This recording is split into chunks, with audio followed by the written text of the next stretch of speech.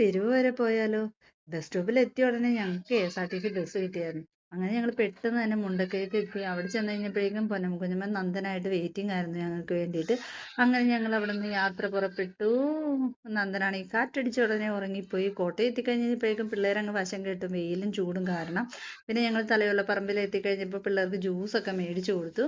അങ്ങനെ ഞങ്ങൾ പെട്ടെന്ന് തന്നെ വീടെത്തി. വീടെത്തി കഴിഞ്ഞ് കഴിഞ്ഞുള്ള വീഡിയോസ് ഒന്നും എനിക്ക് കാര്യമായിട്ട് എടുക്കാൻ പറ്റില്ല. കാരണം ഒത്തിരി നാളുകൾക്ക് ശേഷമാണ് നമ്മൾ സതികുഞ്ഞമ്മയുടെ വീട്ടിലേക്ക് വരുന്നത്.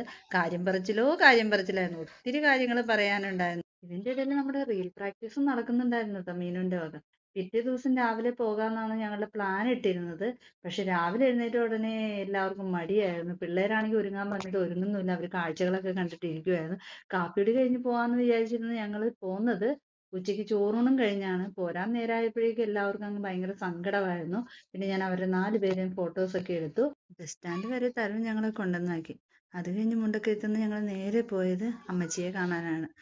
അവിടുന്ന് പിന്നെ ഞങ്ങൾ രാത്രിയായിട്ട് വീട്ടിലേക്ക് പോകുന്നത്. രാത്രിയിൽ ഇവിടുത്തെ യാത്രയൊക്കെ നല്ല രസമാണ് ശരിക്കും പറഞ്ഞിട്ടുണ്ടെങ്കിൽ. അങ്ങനെ ഞങ്ങൾ സ്വന്തം വീട്ടിലെത്തുന്നത് രാത്രി 10 മണിക്ക്. അപ്പോൾ ഇത്രയേ ഉള്ളൂ ഈ യാത്ര.